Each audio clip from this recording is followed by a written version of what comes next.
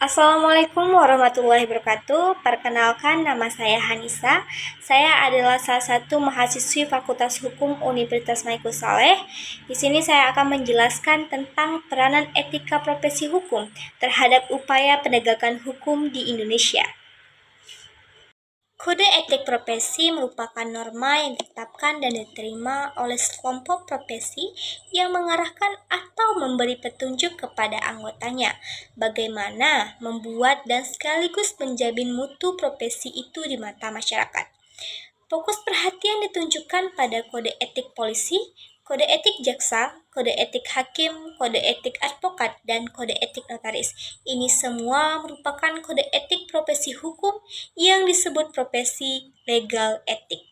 Lalu, bagaimanakah peranan etika profesi hukum dalam upaya pemberantasan kejahatan dan bagaimanakah efektivitas etika profesi hukum dalam menanggulangi kejahatan yang timbul di lingkungan profesional?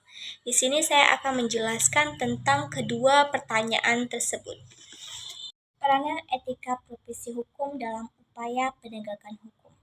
Manifestasi konkret dari suatu kode etik adalah terlaksananya pedoman atau tuntutan tingkah laku yang sudah digariskan suatu kode etik pada profesi. Pelaksanaan suatu profesi yang merupakan karya pelayanan masyarakat ini mengakibatkan pelaksanaan etik profesi dalam kode etik tersebut terkait dengan kebudayaan yang berkembang di dalam masyarakat. Hubungan antara hukum dan etik seperti mengenai ketentuan etik profesi yang mengharuskan profesi tertentu menyimpan rahasia. Kewajiban menyimpan rahasia ini ada pada ketentuan dalam hukum pasal 170 KUHP yang disebut dengan istilah personing act dan membocorkan rahasia tersebut merupakan tindak pidana pada pasal 322 KUHP. Etika profesi dapat dikatakan sebagai perangkat hukum khusus dengan mendasarkan pada beberapa kenyataan. Seperti pada kasus Adnan Buyung yang pelanggaran kode etik kedokteran ikut berperan majelis kode etik kedokteran dalam proses peradilan. Surat keterangan dokter diakui oleh hakim dalam pemeriksaan karena mengingat kode etik kedokteran etika profesi yang dikategorikan sebagai tindak malpraktik yang dilakukan para pemegang profesi. Ada yang menyebutkan bahwa malpraktik pada hakikatnya merupakan perbuatan seseorang yang memiliki suatu profesi, akan tetapi menjalankan profesinya itu secara salah, yaitu praktik yang buruk bahkan praktik yang jahat dari profesi dan bertentangan dengan tuntutan tanggung jawab profesinya itu. Dengan adanya tindak pemegang profesi sebagai malpraktik membawa konsekuensi penanganan atau penindakan berdasarkan disiplin organisasinya maupun hukum. Dalam hal penindakan menurut hukum meliputi baik dari segi hukum perdata, hukum pidana, maupun hukum administrasi.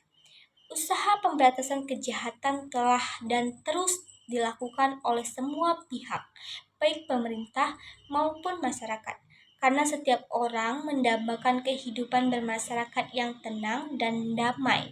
Namun, di negara maupun kejahatan selalu dapat saja terjadi. Sepanjang dalam negara itu masih hidup manusia-manusia yang mempunyai kepentingan yang berbeda-beda. Mencegah kejahatan berarti menghindarkan masyarakat dari jatuhnya korban penderitaan serta kerugian lainnya. Meskipun dalam hal pencegahan ini, tugas pada penegak hukum, polisi, jaksa, hakim dalam menjalankan tugas dan fungsinya tidaklah mudah dalam menangani baik terhadap pelaku maupun korban dari tindak kejahatan. Apabila kepercayaan masyarakat terhadap penegakan hukum itu mencapai tingkat kritis, kecenderungan reaksi sosial terhadap kejahatan mengambil bentuk upaya-upaya perlindungan diri secara kolektif dengan mengembangkan prasangka-prasangka sampai tindakan-tindakan yang sama kerasnya dengan kejahatan itu sendiri. Keadaan inilah yang dijaga agar diciptakannya keteraturan. Proses dinamika reaksi sosial terhadap kejahatan memang mempunyai kecenderungan yang didasarkan pada perkembangan kejahatan sesungguhnya terjadi dalam masyarakat. Kebijakan proses reaksi sosial dipegang oleh lembaga yang diserahi tugas dalam struktur sosial dinamakan politik kriminal. Dalam penegakan hukum, masih saja dilihat berbagai permasalahan yang menjauhkan hukum dari tujuan mulianya. Politik kriminal dalam arti seluas-luasnya meliputi segala usaha yang dilakukan melalui pembentukan undang-undang dan atau melalui tindakan dari bahan-bahan yang diserahi tugasnya dalam melakukan penilaian dan pemilihan dari sekian banyak alternatif yang diserahkan tugasnya dalam melakukan penilaian dan pemilihan dari sekian banyak alternatif yang dihadapi untuk menanggulangi kejahatan. Untuk menyelenggarakan politik kriminal, termasuk di dalamnya ialah politik hukum pidana yang menjadi salah satu upaya penegakan dalam penanggulangan kejahatan. Daya guna dan hasil guna hukum pidana sangat terbatas jangkauannya untuk mengatasi persoalan kejahatan atau pejabat. Di dalam kenyataannya, penyelenggaraan negara secara negatif untuk menangkal dan mencegah kejahatan mengikut sertakan alat-alat perlengkapan negara pada suatu tim operasi terhadap kejahatan yang modus operandi telah mempergunakan teknologi, senjata api, dan gerakan terorganisir. Pola kejahatan dalam tingkat demikian itu yang dinilai adanya bahaya yang mengancam negara. Agar operasi penanggulangan kejahatan mempunyai manfaat, diperlakukan suatu strategis penanggulangan kejahatan yang meliputi program pengurangan kejahatan, program pengendalian sosial, dan program peradilan pidana yang terpadu. Reaksi formal dan informal diharapkan pula terpadu sesuai dengan perkembangan peningkatan kejahatan. Namun, demikian, kejahatan itu harus diberantas sampai menunjukkan jalan orang yang tersesat dan cintai kemanusiaan. Penggunaan tentang orientasi ilmu hukum pidana, beberapa catatan kelemahan peradilan, pidana dan perubahan dalam masyarakat haruslah mendapatkan perhatian dari kita semua. Sehingga pengumpulan kejahatan dan perenungan mengenai kemampuan hukum atau hukum pidana yang terbatas sehingga perlindungan terhadap masyarakat itu harus harus juga mempergunakan sarana-sarana lain sesuai dengan tuntutan dari perkembangan dewasa ini. Efektivitas etika profesi dalam penanggulangan kejahatan di lingkungan profesional.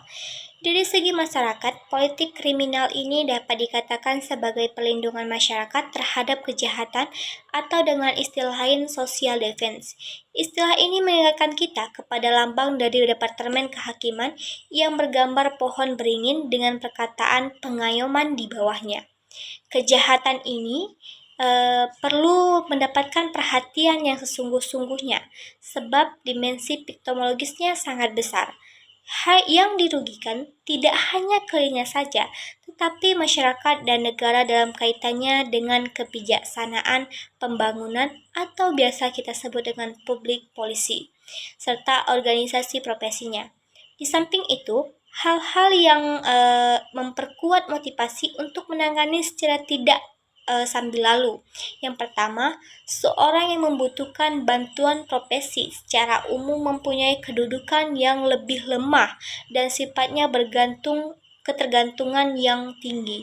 Hal ini dimungkinkan karena ketidaktahuannya terhadap keahlian profesional, sehingga tidak mungkin untuk menilai keahlian tersebut. Yang kedua, hubungan antara profesional dan kliennya dalam kondisi confidential nature, sehingga sifat sebagai confidential profesional sangat menonjol. Ketiga, sifat kemandirian profesional tersebut sekalipun tidak self-employed. Keempat, keharusan etik dari profesional untuk to the one best meningkatkan sifat yang altruistik. Karena karakteristik di atas, maka persoalan-persoalan yang terkait dengan kasus-kasus profesional yang sering dinamakan profesional malpraktik ditangani secara ketat, baik dalam bidang hukum disiplin maupun pertanggungjawaban hukum, baik hukum pidana, perdata maupun administratif. Profesional selalu berargumentasi bahwa hakikat profesionalisme adalah perlu adanya otomatis bersifat independensial atas dasar ekspektasi yang tidak boleh diragukan. Hal ini tidak benar, sebab dengan demikian penghargaan terhadap kejujuran suatu asosiasi profesi dari para penegakan hukum dan masyarakat dapat berkurang. Sebenarnya, bila mana peralihan disiplin profesi dapat dipercaya, maka akan merupakan sumbangan yang sangat berharga atas dasar komplementernya. Dalam hal ini, hasil peradilan disiplin profesi sekaligus bermakna sebagai kesaksian ahli terbukti benar atau tidaknya seorang profesi telah melakukan kejahatan profesional, apakah negligence internasional atau reckless dalam peradilan pidana atau perdata atau juga administratif. Sedikit banyak dapat bergantung diri pada putusan peradilan disiplin profesi tertentu. Dalam dan peradilan pidana, unsur sifat melawan hukum yang harus diartikan secara formil dan material dapat diperkuat atau diperlemah oleh apakah suatu perbuatan juga melanggarkan peraturan disiplin atau etik sekaligus atau tidak. Penegakan hukum yang tuntas terhadap kasus malpraktik profesional perlu diefektivitaskan mengingat dimensi kepentingan yang sangat luas. Selain berbagai politik kriminal yang ditemukan untuk ini diperlukan peningkatan pengetahuan dan kualitas penegak hukum untuk memahami hukum profesi yang semakin lama semakin berkembang pesat. Dengan demikian, akan terdapat standar penegakan hukum yang menetap dan tidak ditafsirkan secara beraneka ragam dalam hubungan antar disiplin.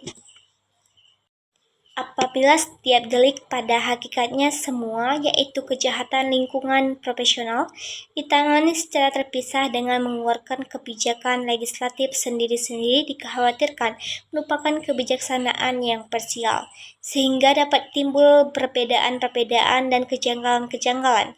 Perbedaan-kejanggalan ini dapat terjadi dalam kebijakan mengklarifikasi atau mempromosikan perbuatan dapat dipidanakan maupun di dalam kebijakan sanksi dan sistem pertanggungjawabannya dan bahkan mungkin pula kebijakan di dalam hukum acaranya. Erat hubungannya dengan masalah fungsionalisasi hukum pidana khusus di bidang kebijakan aplikatif adalah peranan badan atau aparat penegak hukum. Mengingat sifat atau ciri-ciri dari kejahatan di lingkungan profesional yang merupakan kejahatan yang memerlukan keahlian tertentu untuk melakukan dan dapat juga disebut sebagai kejahatan yang terorganisir, maka pelaku tersebut salah satunya yang sulit dijangkau oleh hukum pidana. Menurut Profesor Sudarto, bahwa aparat penegak hukum relatif tidak berdaya atau tidak mempunyai kekuatan menghadapinya karena kedua alasan, yaitu yang pertama, kedudukan ekonomi atau politik kuat dari si pelaku. Yang kedua, keadaan sekitar perbuatan yang mereka lakukan itu sedemikian rupa sehingga mengurangi kemungkinan mereka untuk dilaporkan atau dituntut. Bertolak dari dua faktor di atas, kemungkinan besar yang sering terjaring dalam praktik adalah pelaku kelas teri atau biasa-biasa yang tidak mempunyai status ekonomi dan politik yang cukup erat. Mereka yang mempunyai kedudukan kuat dan perbuatan mereka mungkin lebih mempunyai dampak struktural yang sangat negatif. Justru banyak yang lolos. Masalah ini merupakan masalah klis yang sering diungkapkan dalam masyarakat dan bahkan dijadikan isu politik. Demikian presentasi saya, lebih dan kurangnya saya mohon maaf. Assalamualaikum warahmatullahi wabarakatuh.